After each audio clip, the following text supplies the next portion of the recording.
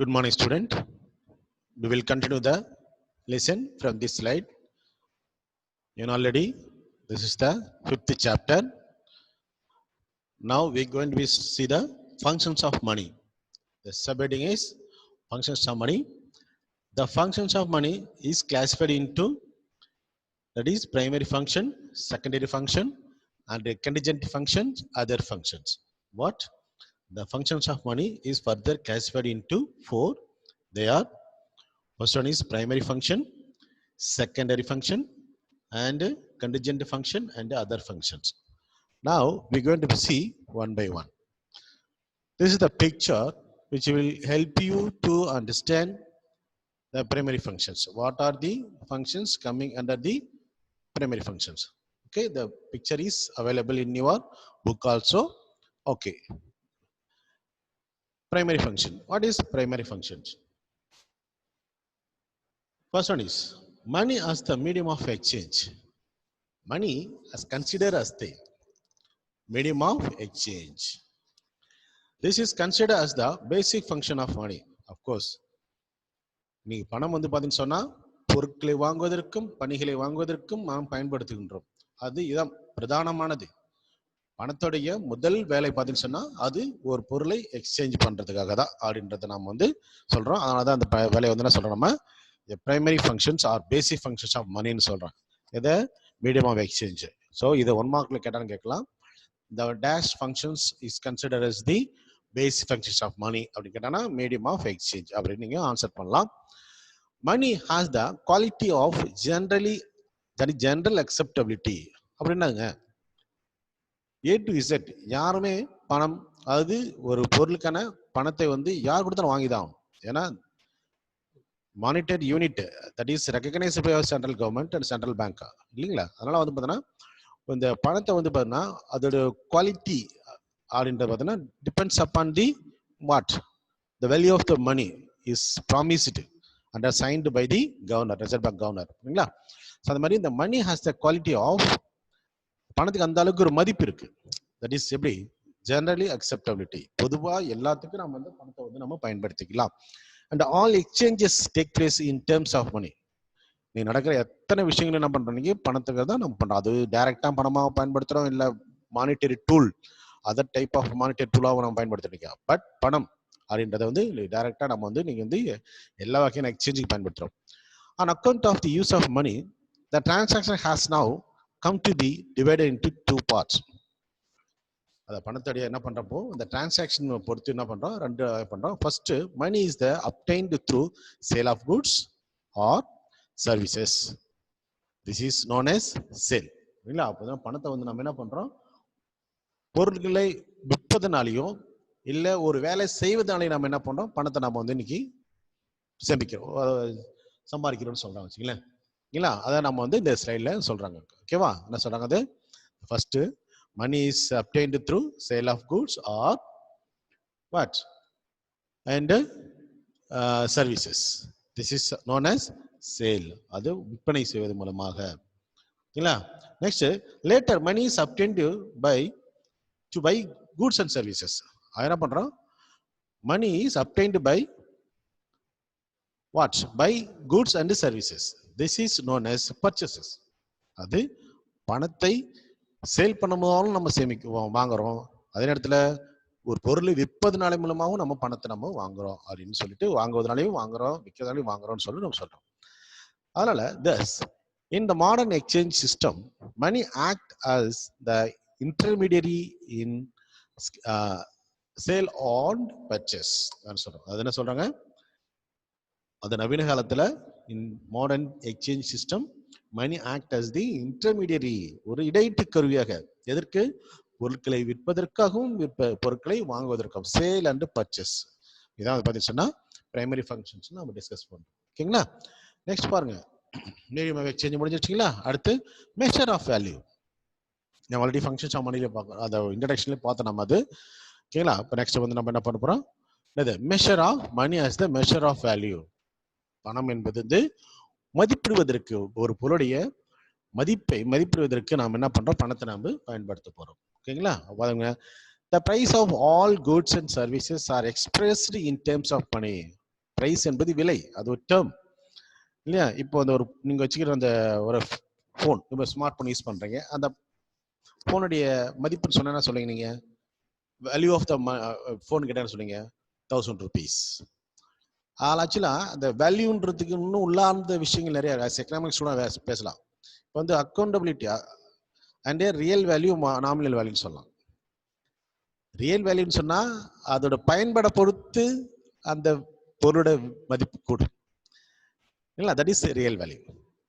Okay, but nominal value வந்து only the accountability, account மணின்னு சொல்லுவாங்க. அதாவது மணி நாமினல், அந்த பணத்தை அடிப்படையை வச்சு சொல்றது இல்ல. அப்போ நம்ம இது பெரிய டிஸ்கஷன், அது நம்ம நல்லா பேசலாம். ஓகேங்களா? அப்போ பிரைஸ் ஆஃப், அப்போ ஒவ்வொரு பொருத்து மணி வேலையை சொல்றோம்னு வச்சுங்க, பிரைஸ் சொன்னா பிரைஸ்ல எவ்வளவு பிரைஸ், அது வந்து பணமா தான் சொல்ல முடியும், நம்ம இவ்வளவு பிரைஸ் சொல்ல முடியாது இல்லைங்களா? அப்போ the price of all goods and services are expressed in terms of money. Okay, money is thus looked upon as a collective measures of value. அப்படிங்களா? அப்ப என்னது, ஒட்டுமொத்தமா பணத்தை வந்து ஒரு என்னது, ஒரு வேல்யூ மெஷர் பண்ற ஒரு ஒரு டூலா நாம பயன்படுத்துறோம். Since all the values are expressed in terms of money, it is easier to determine the rate of exchange between various types of goods in a community. என்ன சொல்றேன்னா, அது பணத்தை வந்து நம்ம என்ன பண்றோம், ஒரு ஸ்டோர் ஆஃப் வேல்யூவை நம்ம எல்லாருமே ஒத்துக்கணுனால, பயன்படுத்துறதுனால, ஸோ இது என்ன பண்ணலாம், நம்ம ஈஸியா நம்ம ஒரு சில பொருட்களையும் பணிகளையும் சமுதாயத்துல பரிவர்த்தனை செய்து கொள்வதற்கு நம்ம ஈஸியா அதை பயன்படுத்திக்கலாமே. ஓகேங்களா? ஒரு பொருளை வாங்குறதுக்கு என்ன பண்ணலாம், அது எவ்வளவு பொருள், அந்த பொருளை விலை எவ்வளவு அப்படின்னு கேட்போம். கண்டிப்பா பிரைஸ் எவ்வளவு கேட்போம். அது பிரைஸ்னா 1000 rupees 2000 rupees சொல்லுவாங்க. நம்ம 2000 rupees பணமா கொடுத்துட்டு பொருளை வாங்கிட்டு வந்துருப்போம். Because money act as a measure of value. Okay, next, these are coming under the primary functions. Secondary functions பாருங்களேன். So secondary functions are money as a store of value. அது செகண்டரியில money as a store of value ன்னு சொல்றாங்க. அந்த method வந்து measure of value. First எடுத்தோம்னா money as a measure of value பார்த்தோம். Secondary ஃபங்க்ஷன்ல அது அடுத்த கட்டம், ஸ்டோர் ஆஃப் வேல்யூ. நான் ஏற்கனவே பத்தி பேசியிருக்கேன். Store of value, savings first வந்து சொல்றாங்க பாருங்க. Savings done in terms of commodities were not permanent. ஒரு ஃபார்மர் இருக்கிறாரு, அவர் ஹார்வெஸ்ட் பண்ண ஒரு 100 packs ஆஃப் பேடி வந்து ஹார்வெஸ்ட் பண்றாருங்க. அந்த 100 packs ஆஃப் பேடி வந்து அவர் என்ன பண்ண முடியாதுங்க, அவர் சேமிச்சு வச்சிருக்க முடியாது for long time. That is lot of difficulties you may suppose to face. அதனால என்ன பண்ண, நம்ம இதுக்கு என்ன பண்ணலாம், நம்ம சப்போஸ் என்ன பண்ணலாம், ஒரு அந்த பேடியை பணமா மாத்திக்கலாம். But with the invention of money, this difficulty has now disappeared and the saving are now done in terms of money. புரியுதுங்களா? சொல்ல பாருங்க. அப்போ கமாடிட்டியா ரொம்ப நாளைக்கு அதை சேமிச்சு வச்சிருக்க முடியாது. ஆனா என்ன பண்ணலாம், பணமா எவ்வளவு காலம் சேர்த்து வச்சிருக்கலாம். யோசனை பண்ணி தான் பேசும் இந்த வார்த்தையை. ஏன்னா திடீர்னு டிமானிட்டைஸ் பண்றோம் நம்ம கவர்மெண்ட்ல, அப்படிதான் பண்ணிட்டாங்க ஓவர் நைட்ல. அதனால போதுமான அளவுக்கு சேஃபா பேங்க்ல இருக்கிறது நல்லது. வீட்லயே வச்சிருந்தோம்னு சொன்னா that also difficult today ruler teach as. அப்படிதானே தற்கால ரூலர் என்ன பண்ணிருக்காங்க, நிறைய பணத்தை வீட்டில் வச்சுன்னா திடீர்னு டிமானிட்டைஸ் பண்ணிட்டாங்கன்னா அதை என்ன பண்ண முடியாது, நம்மளால சீக்கிரமா லிக்விடேஷன் பண்ண முடியாது, ட்ரான்ஸ்ஃபர் பண்ண முடியாது. ட்ரான்ஸ்ஃபர் பண்ண அக்கௌண்டபிலிட்டி வரணும், அக்கௌண்ட் பண்ணா ஃபேஸ் லாட் ஆஃப் ப்ராப்ளம். அப்போ எதுவுமே நிலைன்றதுல இருந்து ஆட்சியாளர், அதாவது எக்கனாமிக்ஸுக்கும் பொலிட்டிக்கலுக்கும், அது பாலிடிக்ஸ்ன்னு சொன்னா அது அரசியல்னு சொல்லக்கூடாது, லெஜிஸ்லேட் சட்டம் இயற்றக்கூடிய அவங்க தான் இருக்கிறாங்க. அது பாலிடிக்ஸுக்கும் நிறைய தொடர்புன்னு சொல்லுவாங்க. பொலிட்டிஷியன்ஸ் அவங்களுடைய personal interest sometime May induced to develop the economy or induced to downfall of the economy. அவங்களோட சிறந்த செயல்பாடு பொருளாதாரத்தை வளர்ச்சி அடையும் செய்யும். அவங்க சிறப்பான செயலற்ற சில செயல்பாடுகளால என்ன முடியும், பொருளாதாரத்தை சீரழிக்க முடியும். அதனாலதான் ரிஃப்ளெக்ஷன் பிளட், அதை பொலிட்டிக்ஸிங் எக்கனாமிக்ஸ் சொல்லுவாங்க. ஏன்னா ஒரு நாட்டுடைய பொருளாதார வளர்ச்சிக்கு அந்த நாட்டுடைய அரசியலமைப்பு சாதனம் வந்து அரசியல் கட்சிகளுடைய அரசியல் ஆளுங்கட்சிகளுடைய பங்கு ரொம்ப முக்கியமானது. ஓகேங்களா? இதை நாங்கள் பேசிதான், ஏன்னா எக்கனாமிக்ஸ் ஸ்டூடெண்ட் பாலிடிக்ஸ் பற்றி தெரியாமல் இருக்கக்கூடாது. அதே நேரத்தில் பொருளாதார பிரச்சனைகளுக்கு என்ன காரணம், அப்படின்றது பேசும்போது நம்ம வெறும் புக்ல மட்டுமே நமக்கு சோர்ஸ் இருக்காது. அது we are not our just a science student. What? We are not just a science student. ஒரு சயின்ஸ் ஸ்டூடெண்ட் தேவையான அத்தனை விஷயமும் ஒரு 4 வால்குள்ள கிடைச்சிடும். வித்தின் 4 வால் இந்த லேபரேட்டரி இவ்வளோ கிடைச்சிடும் உனக்கு. But not like that's. நம்ம சோஷியல் ஸ்டடிஸ் ஸ்டூடெண்ட், அது எக்கனாமிக்ஸ் ஸ்டூடெண்ட்லாம் சோஷியல் ஸ்டடிஸ் ஸ்டூடெண்ட். நமக்கு வந்து உலகம் தான் லேபரேட்டரி, நம்ம சொசைட்டி தான் லேபரேட்டரி. புரியுதுங்களா? அதனால வந்து பார்த்தீங்கன்னா அவர் என்ன சொல்ல, நம்மளோட எக்ஸ்டென்ட் வந்து ரொம்ப பெருசு. ஆர்ட்ஸ் ஸ்டூடெண்டுடைய எக்ஸ்டென்ட் வந்து ரொம்ப பெருசுன்னு சொல்லுவாங்க. அதனால தான் நம்ம வந்து பேசும், மற்ற விஷயங்கள் பேசணும். வெறும் லெசனை மட்டுமே பேசிட்டு போயிட்டா அது வந்து it's not good education. Side by side know, especially economic student, side by side know what is happening, what is the money, what is the price, what is the monetary value, what is the inflation, what is the level of inflation. Of course நம்ம இதே லெசனில் inflation பற்றி படிப்போம். What are the causes, impact and remedial measure to solve the problem of inflation எல்லாத்தையும் படிப்போம் இந்த லெசன்ல லாஸ்ட்ல. இருந்தாலும் நம்ம money, so it's also one of the deciding tool. அதோட லெவல், அதோட குவாலிட்டி, அதோட quantity, it's very very important. ஓகேங்களா? Okay, we will continue that discussion from so one by one. Okay, come to the point. Secondary functions, we are discussing the function of money. Under that secondary functions, first one is the money act as the store of value. Savings done in terms of commodities were not permanent, but with the invention of money, this difficult has now disappeared and the savings are now done in terms of money.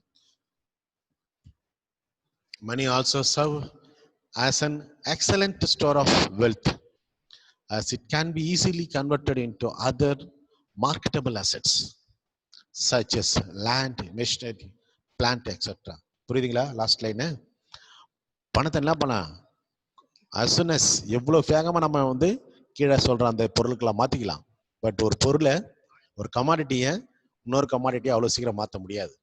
அந்த difficulties மணியில் இல்லை. இல்லை, மணியில் அந்த அளவுக்கு favourable இருக்கு. புரியுங்களா? இதான் வந்து செகண்டரி ஃபங்க்ஷன்ஸில் first store of value. Second, money has a standard deferred payment. Standard deferred payment. அந்த மேலே ஒரு மாதிரி அந்த விண்டோ வந்து மறைச்சிக்கிச்சு அதை ஹெட்லைனை. அதனால் நான் சொல்கிறேன், நீங்கள் பார்த்துங்க. நீங்கள் படிக்கும்போது அப்படி தான் வரும்னு நினைக்கிறேன் செல்ஃபில். அது எப்படி அதை டிசைபிள் பண்ணுறது எனக்கு தெரியல. அதை டிஃபால்ட் அதை வந்துடுதாங்க. செகண்ட் பாயிண்ட் படிக்கிறேன் பாருங்க. Money as a standard of deferred payment. Standard of deferred payment. ஓகேங்களா? அதான் செகண்ட் பாயிண்ட். சரி பாருங்க, இப்போ விஷயங்களா borrowing and lending were difficult problem under the barter systems. Of course, கடன் வாங்குறதோ அதை திருப்பி கொடுக்குறதோ அப்படின்றது வந்து barter சிஸ்டத்துல பயங்கர டிஃபிகல்ட்டா இருந்துச்சு. ஆமா, இப்போ பாத்தீங்கன்னு சொன்னா, இப்போ அவங்க எப்படோ அந்த பொருட்களையும் கொடுக்கும்போது இல்லைங்களா, அது திரும்ப கொடுக்கும்போது அதோட வேல்யூ கொஸ்டின்ஸ் வரலாம், அவர் எண்ணிக்கையில பிரச்சனைகள் வரலாம். இல்லைங்களா? நிறைய பிரச்சனைகளை சமாளிச்சிருக்காங்க, ஃபேஸ் பண்ணிருக்காங்க barter சிஸ்டத்துல.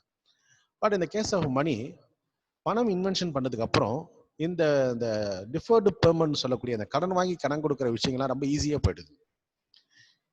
In the absence of money, the borrowing amount could be returned only in terms of goods or services.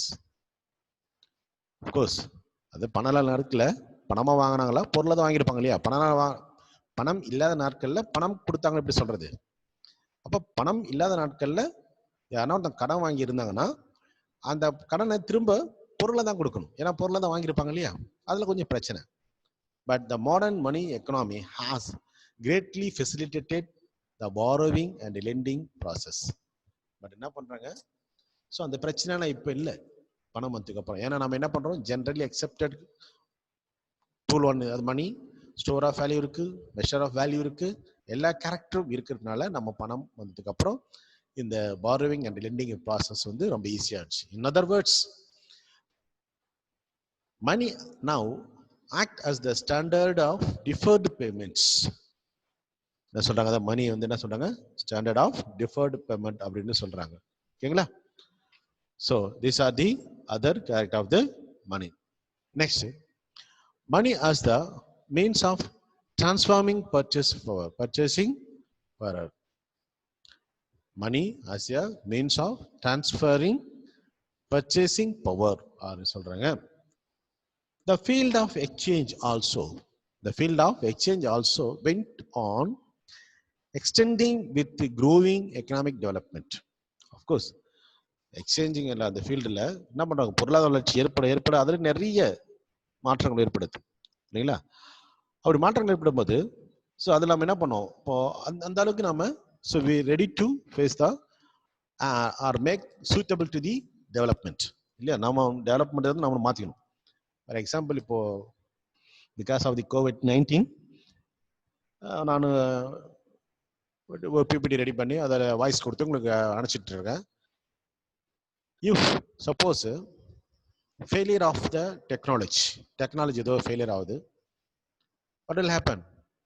So the transaction of between you and me, the transaction of the நடக்குமா, நடக்காது, அதுல difficulties இருக்கு இல்லைங்களா. So இதெல்லாம் நம்ம consider பண்ணணும்னு சொல்றாங்க. ஓகேங்களா. இங்க பாருங்க, next the exchange of goods is now extended to distant land. புரியுங்களா. பார்டர்ஸ் எல்லாம் சொல்லுவோம், டிஃபிகல்டிஸ் பார்த்தோம் இல்லையா, அதில் to carrying the commodities difficult பார்த்தோமா இல்லையா. ஆனால் இன்னைக்கு என்ன பண்றது இல்லை, நம்ம அந்த பிரச்சனை நமக்கு கிடையாது. Exchange of goods is now extended to distant land. வெறும் வெளிநாட்டில் நம்ம பொருளை வாங்கலாம், நம்ம பொருளை இங்கே இருந்துக்கிட்டே உட்காந்து வெளிநாட்டுக்கு அனுப்பலாம். It's possible now.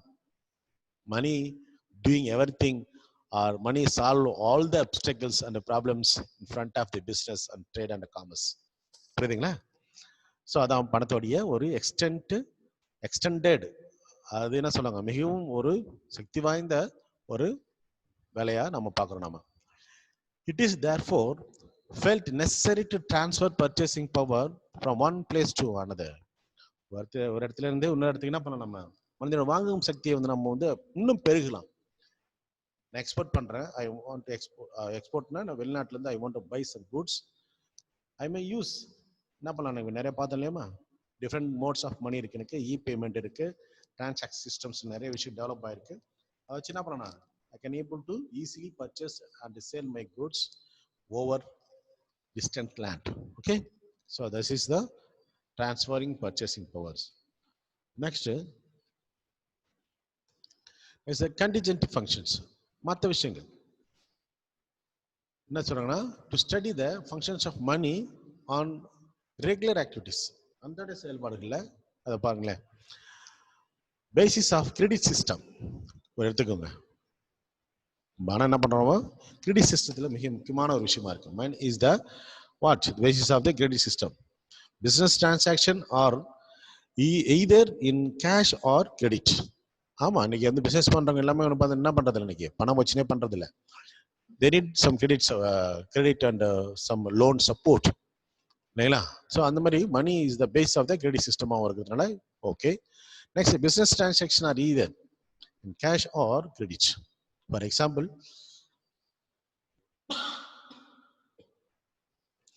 a depositor can make use of checks only when there are sufficient funds in this account. The commercial bank create credit on the basis of adequate cash reserves, but money is at the bank of all credit. என்ன சொல்றாங்க பாருங்க. அப்ப என்ன பண்ணுது, அதான் basis of the credit system. கடன் கொடுக்கறது, கடன் வாங்குறது என்ன பண்ணுச்சுன்னா இந்த மணி பயன்படுத்து. பேங்கோட டெவலப்மெண்ட், கமர்ஷியல் பேங்க்ல அவங்களோட டிரான்சாக்ஷன் பர்டிகுலர் அந்த பிசினஸ் டிரான்சாக்ஷன் நல்லா இருந்துச்சுன்னா he may get some privileges. ஓகேங்களா. இந்த ப்ரிவிலேஜஸ் பயன்படுத்தி என்ன பண்ணலாம், he may carry on his functions, business function பண்ணலாம். ஸோ அதெல்லாம் கண்டிஜென்ட் ஃபங்க்ஷன்ஸ்ல நம்ம டிஸ்கஸ் பண்ணுறோம். ஓகேங்களா. நெக்ஸ்ட் மணி ஃபெசிலிட்டேட்ஸ். நெக்ஸ்ட் பார்த்தீங்கன்னா that is money facilitate distribution of national income. Of course, இந்த டிஸ்ட்ரிபியூஷன் ஆஃப் நேஷனல் இன்கம் பற்றி நம்ம லாஸ்ட் டைம் நிறைய படிச்சிருப்போம், என்னது செகண்ட் லெசன்லே. அது ஒரு நாட்டுடைய வருமானத்தை எந்த அளவுக்கு எஃபெக்டிவாக டிஸ்ட்ரிபியூட் பண்ணுறாங்களோ, ஸோ அந்த அளவுக்கு அந்த நாட்டில் இருக்கிற ஏற்றத்தாழ்வு, டிஸ்கிரிமினேஷன் அமங் த பீப்புள் கம்மியாக இருக்கும். Disparities among the economic levels, disparities of the economic of the among the peoples are ரொம்ப கம்மியாக இருக்கும்னு சொல்லுவாங்க. சரிங்களா. ஸோ அதனால் distribution of national income is very very important. So அதை வந்து ஈஸியாக பண்ணுறது வந்து மணி. ஸோ பாருங்களேன், இப்போ the task of distribution of national income was exceedingly complex under the barter system. Of course, barter systemத்தில் ஒரு நாட்டு வருமானத்தை பங்களிப்பு என்பது ரொம்ப ரொம்ப பிரச்சனை தான், அது காம்ப்ளிகேட்டட் ப்ராப்ளம்னு சொல்லுவாங்க. But it is very easy when we came to know or use the money. சொல்றாங்க பாருங்க. But the invention of money has now facilitated the distribution of income as rent, wage, interest and profit. புரியுதுங்களா? அப்போ நாட்டு வருமானத்தை எப்படி பண்ணலாம்? என்ன ஹெட்டிங்ல distribute பண்ணலாம் ஈஸியா. ரெண்டா கொடுத்துடலாம், வேஜஸா டிஸ்ட்ரிபியூட் பண்ணிடலாம், இன்ட்ரெஸ்டா கொடுத்துடலாம், ப்ராஃபிட்டா கொடுத்துடலாம். ஈஸியா நம்ம என்ன பண்ண டிஸ்ட்ரிபியூஷன் ஸ்டார்ட் பண்ணிடலாம். Okay. See, next is the money help to utilize marginal utilities and marginal productivities. இறுதிநிலை பயன்பாடு, இறுதிநிலை உற்பத்தி திறன், அதை வந்து என்ன பண்ணுதுன்னா மணி வந்து சமப்படுத்துதுன்னு சொல்றாங்க, யூட்டிலைஸ் பண்ணுது. Consumer can obtain maximum utility only if he incurred expenditure on various commodities in such a manner as to utilize what marginality occurring from them. அதனால சொன்னா ஒரு கன்சியூமர் வந்து ஒரு பொருளை வாங்குறாருன்னு சொன்னா அதை வாங்கும்போது, அதாவது ஒரு rational consumer always want to get maximum satisfaction out of his எக்ஸ்பெண்டிச்சர்னு சொல்லுவாங்க. ஒருத்தர் ஒரு நடுநிலையான ஒரு கன்சியூமர் தன் பணத்தை செலவு பண்றாருன்னா அந்த பணத்துல இருந்து அதிகப்படியான பயன்பாடு பெறுவதை நினைப்பார். புரியுங்களா? ஸோ அப்படி அந்த விஷயத்தை ஈஸி பண்றது பாருங்க, அது வந்து மணி அப்படின்ற விஷயத்த நான் பண்றோம். நவ் அப்புறம் அடுத்த பேரா பாருங்க. Now in utilising these marginalities, money play an important role because the price of all commodities are expressed in terms of money. புரியுதுங்களா? அப்போ equilibrium between demand and supply, purchase and sale, price and demand, அப்படி சொல்லலாமா இல்லையா? So அந்த விஷயத்தெல்லாம் இப்போ ஈஸியாக பயன்படுத்துகிறோம். அந்த விஷயம் யூட்டிலைஸ் பண்ணுறது, அந்த ஈக்லிபிரியம் பண்ணுறது வந்து பார்த்தீங்கன்னு சொன்னால் அவன் செலவு பண்ண பணத்துக்கும் நான் செலவு பண்ண பணத்துக்கும் அனைத்து திருப்திக்கும் சமமா ஃபீல் பண்றேன் அப்படின்னு ஒரு கன்சூமர் ஃபீல் பண்ணாருன்னா that is only through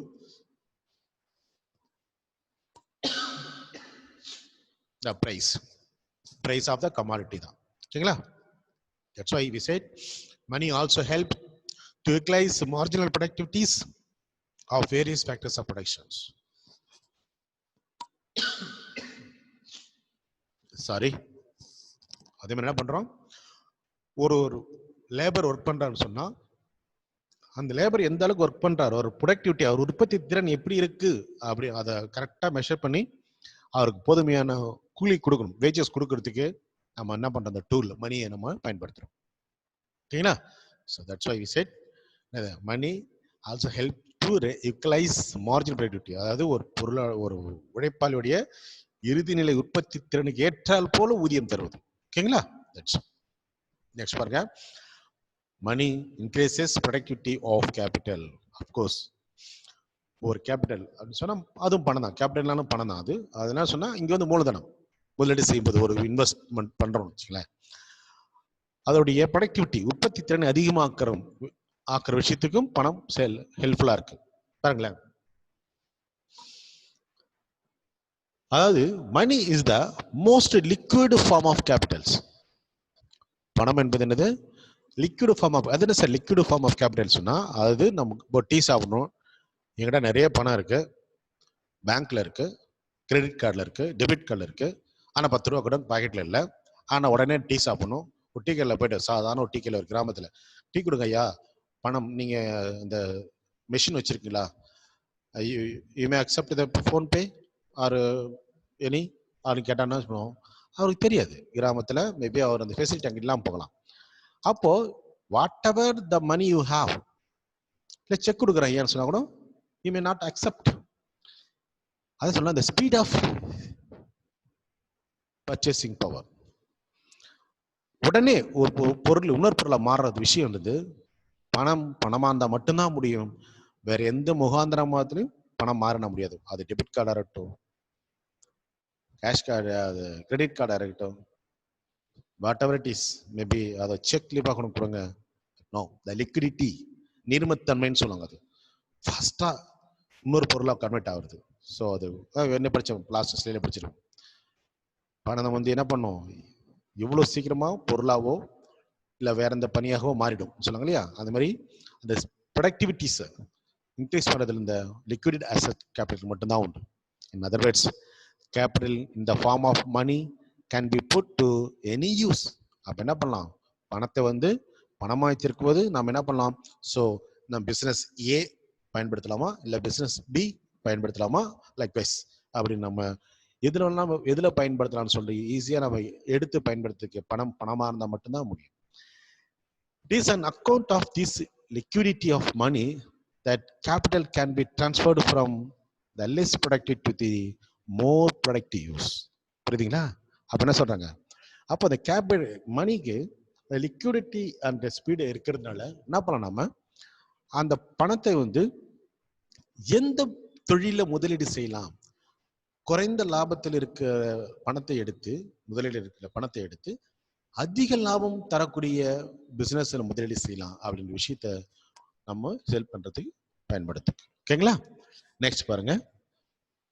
so next one இந்த other functions. other functions. Money helps to maintain repayment capacity. Of course, திரும்பி செலுத்துகின்ற வாங்கின கடத்தையோ இல்லை இந்த விஷயங்களை வாங்கி திரும்ப செலுத்துகின்ற விஷயத்தை வந்து ஈஸி பண்ணி தர்றது மணி. மணி possesses அப்படின்னா கொண்டு உள்ளதுன்னு அர்த்தம். possesses the quality of generally acceptability. Already தெரியும் உங்களுக்கு. அது யாருமே அனைவரும் ஏற்றுக்கொள்ளக்கூடிய ஒரு அக்செப்ட் பண்ணக்கூடிய ஒரு கெப்பாசிட்டி பணத்துக்கிட்ட இருக்குன்னு சொல்றாங்க. So to maintain its payment capacity. So அந்த கெப்பாசிட்டி வச்சு நம்ம என்ன பண்றோம், to maintain its repayment capacity every firm has to keep assets in form of liquid cash. For example, இப்போ ஒரு ஃபர்ம்னா ஒரு நிறுவனம், எஃப்ஐஆர்எம் இருக்கு இல்லையா, ஃபர்ம்னா ஒரு நிறுவனம். ஒரு நிறுவனத்தில் ஆஃப்கோர்ஸ் மந்த்லி தான் பேமெண்ட் இருந்தாலும் கூட டே டு டே எக்ஸ்பெண்டிச்சருக்கு சில பணம் வேணும். டே டு டே எக்ஸ்பெண்டிச்சருக்கு சில பணம் அவசியமா இருக்கு இல்லையா. அப்போ அந்த டே டு டே எக்ஸ்பெண்டிச்சரை உடனுக்குடன் மீட் பண்றதுக்கு தேவையான காசு வேணும்னா அது லிக்விட் கேஷ் ஆகுனா மட்டும். லிக்விட் கேஷ்னா பணமாக இருந்தால் மட்டும்தான் அந்த உடனடி தேவைகளை பூர்த்தி செய்ய முடியும், இல்லைன்னா கண்டிப்பா முடியாதுன்னு சொல்றாங்க. So the firm ensure its repayment capacity with money. Likewise, banks, insurance companies, and even government have to keep some liquid money. சரிங்களா? அப்போ அது ஒருத்தரோட ரீபேமெண்ட் கெப்பாசிட்டியை என்ஷூர் பண்றதுன்றது வந்து லிக்விட் அசெட்ல மட்டும்தான் உண்டு, லிக்விட் கேஷ்ல மட்டும்தான் உண்டு. அதனால எந்த நிறுவனம்னாலும் சரி, அது பேங்கா இருக்கலாம், இன்சூரன்ஸ் கம்பெனிஸா இருக்கலாம், ஈவன் கவர்மெண்டா கூட இருக்கலாம், they need to have some liquid money, that is cash, to maintain their repayment capacity. Okay, next, money represent generalized purchasing power. Of course, என்ன நம்ம சொல்லியிருக்கோம், படிச்சிருக்கோம், அதெல்லாம் கொஞ்சம் அட்வான்ஸா சொல்றாங்க. அது பொதுவான ஒரு வாங்குகின்ற சக்தியை கொண்டதுதான் பணம். Purchasing power kept in terms of money can be put in any use. என்ன பண்ணலாம், பணத்தை வந்து இப்போ நான் கையில 100 ரூபா வச்சிருக்கேன்னா அந்த 100 ரூபாயில இல்லை நீங்க புக்கு மட்டும் தான் வாங்கணும் கண்டிஷன் கிடையாது. அந்த 100 ரூபாய்க்கு அந்த 100 ரூபாய் அப்போ எனக்கு என்ன தேவை ஏற்படுத்த அந்த பணத்தை கொடுத்து அந்த பொருளை நான் மாத்திடுவேன் இல்லையா. அப்படின்னு எப்படி வேணாலும் செய்யலாம். ஸோ அந்த ஒரு பவர், அந்த பொதுவான ஒரு வாங்குகின்ற சக்தி என்பது அதை கொண்டு. It is not necessary that money should be used only for the purpose for which it has been served. அப்படின்னா அது இல்லை இந்த பணம் இந்த நம்பர் உள்ள பணம் இந்த பர்பஸுக்காக மட்டும் தான் பிரிண்ட் பண்ண முடியாது சொல்ல முடியாது யாருமே. அப்பா பாக்கெட்ல இருந்து பணம் எடுக்கிறீங்க, அந்த பாக்கெட் எடுத்தீங்கன்னா அந்த பணத்தை என்ன பண்ணலாம், டிஃப்ரெண்ட் யூஸ் பண்ணலாம். புரியுங்களா? According to priority, what is the first, எதை நீங்க ஃபர்ஸ்ட் யூட்டிலைஸ் பண்ணிக்கணும், அதுக்கு எதுக்கு வேணா டிஃப்ரெண்ட் சாய்ஸஸ் எதெல்லாம் யூஸ் பண்ணலாம் அந்த பணத்தை. அந்த அளவுக்கு ஒரு பேமெண்ட் கெப்பாசிட்டி அந்த பணத்துக்கு இருக்கு. அது different payment capacity, multiple uses இருக்கு. That's why money is the most liquid form of capitals, can be put at any use. இது என்ன பண்ணலாம், எந்த பயன்பாட்டில் வந்து பணியை வந்து இந்த மணி வந்து நம்ம பயன்படுத்தலாம் அப்படின்னு சொல்லி லாஸ்ட்ல சொல்றாங்க. ஓகேங்களா? Next. Okay. Next, we go to see the supply of money. Okay, we will. Okay, continue the lessons. Just நல்லா இருக்குல்ல பணம் மழை சொல்லியிருப்பாங்களே வீட்டில் அப்பா சொல்லுறோம் மழை பணம் அப்படின்னு சொல்லுவாங்க இல்லையா சும்மா கலவுக்கில் பேசுவாங்க சில நேரத்தில் பேரண்ட்டு இப்படி நம்ம தலைக்கு மேலே எப்படி பணம் கொட்டினா நல்லா இருக்குமா வேணாம் உழைக்காம வர எந்த பணமும் நம்ம ஸ்டூடெண்ட்டுக்கு யாருக்கும் தேவையில்லை. ஓகே, சப்ளை ஆஃப் மணினா ஜஸ்ட் சொல்லுவோம். அதாவது பணம் வந்து வெளியில் சர்க்குலேஷன் வெளியில் வரணும். அது யார் பண்ணணும்னு சொன்னால் authorities, treasury of the government of ட்ரெஷரியோ இல்லை சென்ட்ரல் பேங்க் ஆஃப் இந்தியாவோ அப்படின்னு நம்ம நினைக்கலாம். அதாவது நீங்கள் சப்ளை ஆஃப் மணின்னு பார்க்கும்போது இந்த விஷயத்தில் நம்ம இன்னும் ஜஸ்ட் ஒரு படி மேலே பார்க்கணும். அது பிரிண்ட் பண்ணி பணம் வெளியில் வருது இல்லையா, அது மட்டும் சப்ளை ஆஃப் மணி கிடையாது. சப்ளை எப்பெல்லாம் பணம் தேவைப்படுது அப்போ அளிப்பு, பணம் அளிப்புன்றது வந்து பல்வேறு டைரக்ஷன் வந்துட்டு இருக்கு இன்னைக்கு. அதை பற்றி டீட்டெயில் நம்ம இதில் படிக்க போகிறோம். ஓகேங்களா? இங்கே பாருங்க, ஃபர்ஸ்ட் லைன் பாருங்க. Money supply means that the total money amount of money in an economy, அதாவது ஒட்டுமொத்தமா ஒரு நாட்டில் எவ்வளவு பணம் இருக்குது அப்படின்னு சொல்றத மணி சப்ளைன்னு சொல்லுவோம். Of course. Okay. It refers to the amount of money which is in circulation in an economy at a given time. புரியுங்களா? at any given time. அதாவது இப்ப இந்த நேரத்தில் இந்த நாட்டில் எவ்வளவு பணம் சர்க்குலேஷன் இருக்கு அப்படின்னு சொல்றதும் என்னது மணி சப்ளைன்னு சொல்றதும். Money supply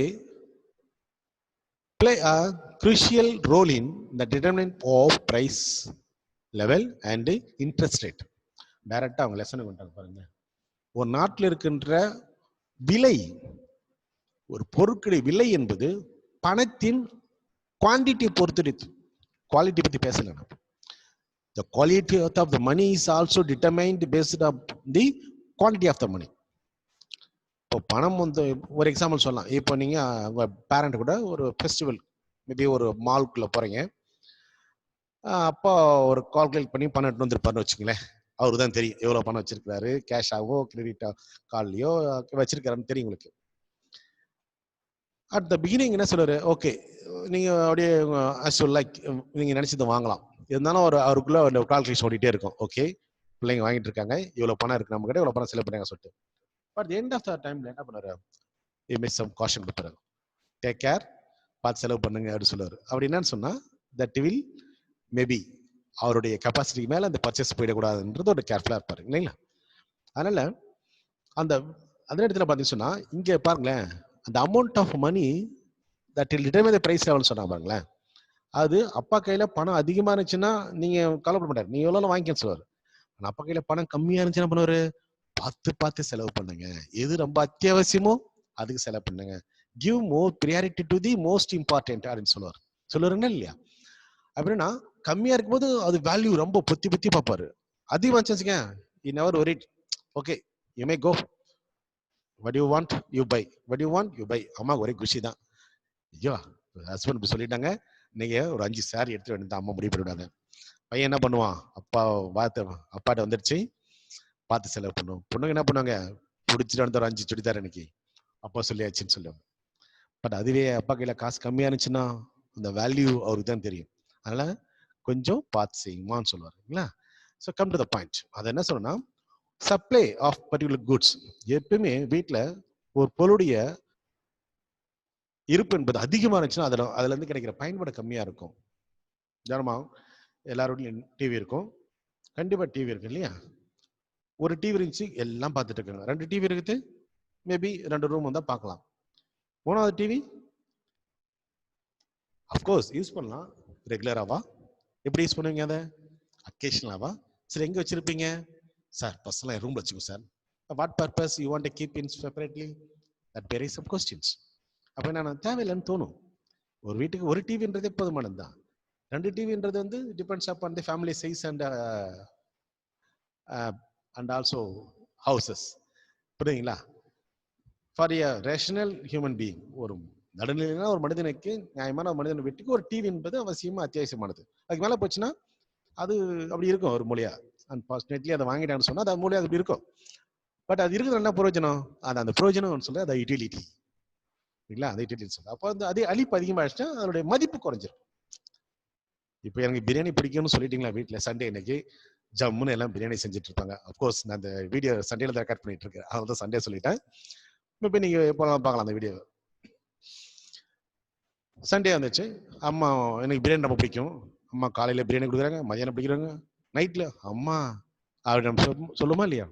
even though you love too much, you like too much, உனக்கு பிடிச்ச பொருள் இருந்தாலும் கூட ஒரு குறிப்பிட்ட அளவுக்கு மேலே போச்சுன்னா அதுல இருந்து கிடைக்கிற பயன்பாடு உனக்கு குறையும். இந்த லா ஆஃப் டிமினிஷிங் மார்ஜினல் யூட்டிலிட்டின்னு சொல்லிட்டு உங்க லெசன்ல இப்போ இல்லை. அதில் இருந்தாலும் சொன்னோம், குறைந்தச்சல் இறுதிநிலை பயன்பாட்டு விதி அப்படின்னு சொல்லிட்டு ஒரு பேசிக்கான ஒரு டெஃபினேஷன்ஸ், ஒரு விதி லா இருக்கு எக்கனாமிக்ஸ்ல. அதை நீங்க மாஸ்டர் லெவலெல்லாம் போகும்போது கண்டிப்பா படிப்பீங்க அதை, இல்லைங்களா? அப்போ ஒரு பொருளுடைய ஸ்டாக்கு நம்மகிட்ட ஆல்ரெடி இருக்கிற பொருள் ஸ்டாக் இன்னும் இன்க்ரீஸ் ஆயிடுச்சுன்னா அதுலேருந்து கிடைக்கிற பயன்பாடு குறையுன்னு சொல்லிட்டு சொல்லியிருக்காங்க. அப்போ என்னன்னா, பணம் அதிகமாகிடுச்சுன்னா பணத்தோட மதிப்பு குறைஞ்சிரும். சரிங்களா? நான் இப்போ தேர்ட் பேராகிராஃப் தான் எக்ஸ்பிளைன் பண்ணிட்டு இருக்கேன் இந்த ஸ்லைட்ல. அப்போ சப்ளை ஆஃப் மணி அதிகமாகிடுச்சு சொன்னா, சர்க்குலேஷன் இன் த சொசைட்டி அதிகமாகிடுச்சு சொன்னா பொருட்களுடைய விலை அதிகமாயிடும், பிரைஸ்ல அதிகமாயிடும். ஏன்னா வேல்யூ ஆஃப் த மணி குறைஞ்சிடும், purchasing power of the money குறைஞ்சிடும். And also rate of interest also will affect. Okay, next பாருங்க. Money supply viewed at a given point of time is a stock. சரிங்களா? அதாவது ஒரு வருஷத்துல ஒரு குறிப்பிட்ட நேரத்தில் இருக்கிற பணத்தை ஸ்டாக்னு சொல்லுவாங்க. ஓகே, அதுவே ஓவர் பீரியட் ஆஃப் டைம்ல அது ஃப்ளோ வேரியபிள்ஸ். என்ன சொல்லுவாங்க? அதை ஃப்ளோ. ஏன்னா அது மாறக்கூடியது. ஃப்ளோனா it will change over period of time. Money supply என்பது வந்து பார்த்தீங்கன்னு சொன்னா கண்டிப்பா வந்து மாறும். Depending upon the functions of the commercial banks and others, post office activities, purchasing capacities of people and government subsidies. இந்த நிறைய விஷயம் டிட்டர்மினேஷன் இருக்கு. ஓகேங்களா? ரேட் ஆஃப் இன்ட்ரெஸ்ட், இந்த விஷயங்கள்லாம் இருக்கு. ஸோ அதை பத்தி நம்ம டிஸ்கஸ் பண்ணுவோம். ஓகேங்களா? அதாவது ஒரு குறிப்பிட்ட நேரத்தில் இருக்கிற பணத்தோடைய அந்த ஸ்டாக், அந்த விஷயத்த ஒரு அமௌண்ட் ஆஃப் மணியை வந்து ஸ்டாக்னு சொல்லுவோம். அதே ஓவர் பீரியட் ஆஃப் டைம் ஒரு குறிப்பிட்ட கால இடைவெளிக்குள்ள பணத்தை வந்து ஃப்ளோ அப்படின்னு சொல்லுவோம். ஓகேங்களா? Okay, next meaning of money supply. Money supply என்ன சார் அப்படின்றத நாம பார்க்க போறோம். இது வந்து பார்த்தீங்கன்னா ஒரு ரிசர்வ் பேங்க் ஆஃப் இந்தியா ஒரு சிம்பிள். இது உங்க புக்ல இருக்கு. சும்மா ஒரு வெறும் லெட்டர்ஸை பார்த்தா நல்லா இருக்காது இல்லையா? அதான் இடையில ஒரு பிக்சர் கொடுத்துருக்கேன், பார்த்துங்க. In India currency notes are issued by the Reserve Bank of India. Of course எல்லாருக்கும் தெரியும் உங்களுக்கு, இந்தியா பொறுத்த வரைக்கும் என்னதுங்க? Reserve Bank of India bankers to banker இல்லையா? அப்படிதானே சொல்லலாம் இல்லையா?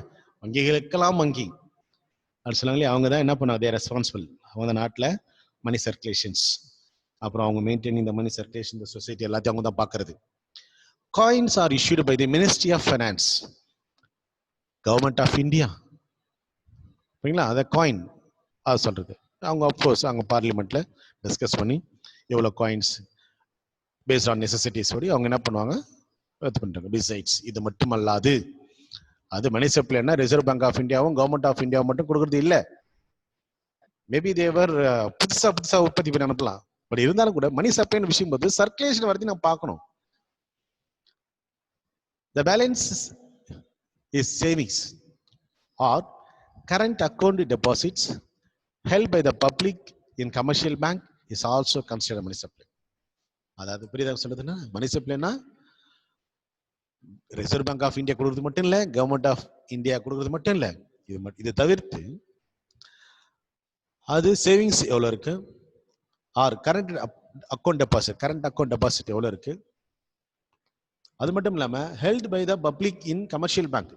அதாவது மக்கள் வந்து கமர்ஷியல் பேங்க்ல எவ்வளவு தங்கள் பணத்தை போய் என்ன பண்றாங்க, வச்சிருக்காங்க டெபாசிட்டா. ஏன்னா கமர்ஷியல் பேங்க் என்ன பண்றது இல்ல, பணத்தை வாங்கி பத்திரம் வச்சுட்டு இருக்கிறது இல்ல. They doing some business. Of course, இப்போ நான் depositor, I have some deposit money in the commercial bank. Suppose இன்னொரு கமர்ஷியல் பேங்க்ல என்ன மணி இருந்துச்சு, அந்த மணி பத்திரமா இருக்கு. ஏன்னா எனக்கு இன்ட்ரெஸ்ட் கொடுப்பாங்க. அந்த இன்ட்ரெஸ்ட் எப்படி நான் பணத்தை வச்சு தான் கொடுத்துருவாங்களா? No, they are using my money for some other purposes. The lending to someone who is needed for start to business.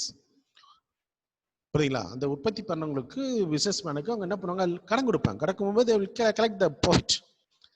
So அது மாதிரி என்ன பண்ணுவாங்க, ஸோ அவங்க கடன் கொடுக்கும்போது this is also considers the one channel of supply of மணி.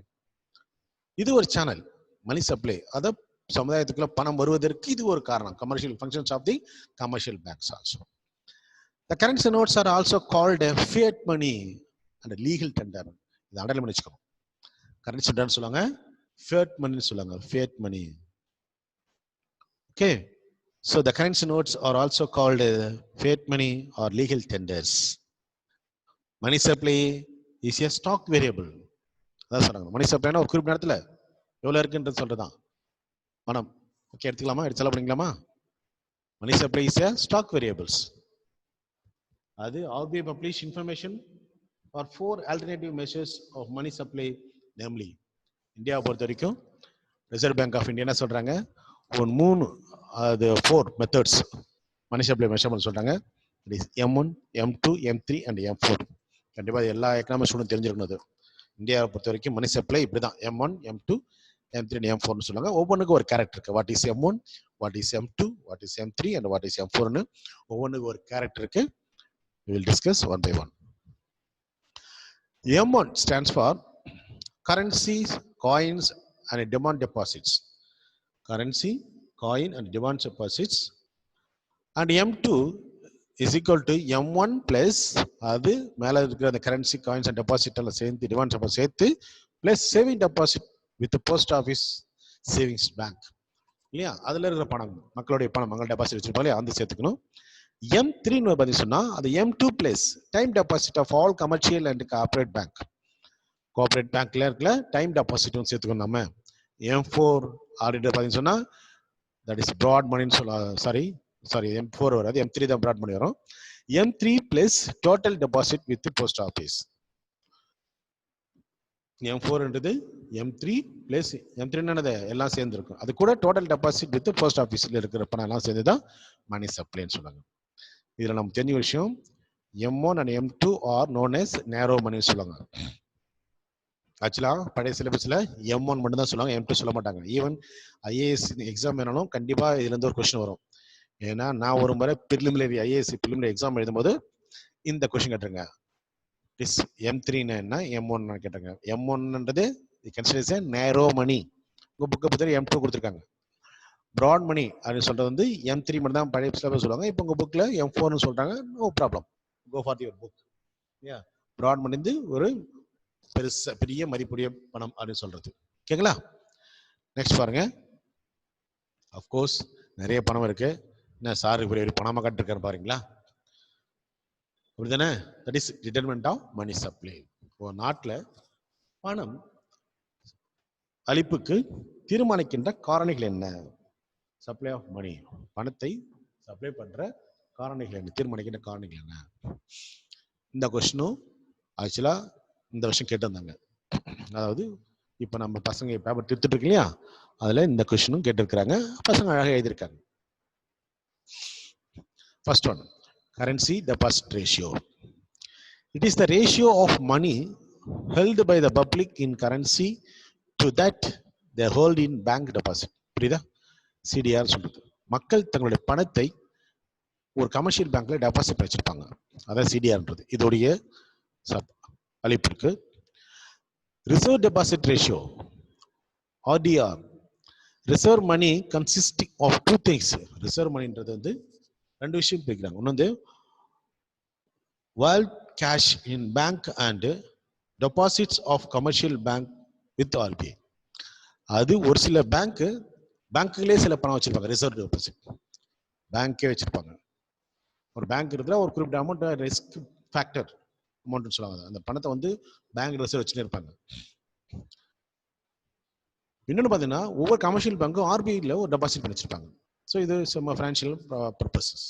உதாரணமா it will to help the financial கிரைசிஸ்ல வந்து பார்க்கறதுக்கு ஒரு வங்கியை வந்து வங்கி செயல்பாட்டிலேருந்து அந்த சப்போஸ் ப்ராப்ளத்தை சந்திக்கும் போது ஹெல்ப் பண்ணுறதுக்காக இருக்கலாம். இல்லை பப்ளிக் அந்த வங்கியின் மூலமாக எதனா பிரச்சனை இருக்கும்போது பப்ளிக்கை சேவ் பண்ணுறதுக்கான விஷயமா இருக்கலாம். அதுக்காக வந்து ஒரு குறிப்பிட்ட டெபாசிட் வச்சிருக்காங்க. And a cash reserve ratio, CRR. This is also one of the guidelines given by the RBI to maintain certain amount of deposit in RBI by the commercial bank. It is the fraction of the deposit the banks must keep with RBI. அது ஒவ்வொரு commercial பேங்க்கும் ஒரு குறிப்பிட்ட அளவு அமௌண்ட்டை வந்து என்ன பண்ணணும்னு சொன்னா ஆர்பிஐல ரிசர்வ் வச்சிருப்பாங்க, ஆர்பிஐல டெபாசிட் பண்ணி வச்சிருப்பாங்க. ஓகேங்களா? ஸோ இது ஒரு வகையான determinant of money supply. And the statutory liquidation சொல்றது வந்து it is the fraction of the total demand and the time deposit of the commercial banks in the form of specified liquid asset. அது ஒவ்வொரு வங்கியும்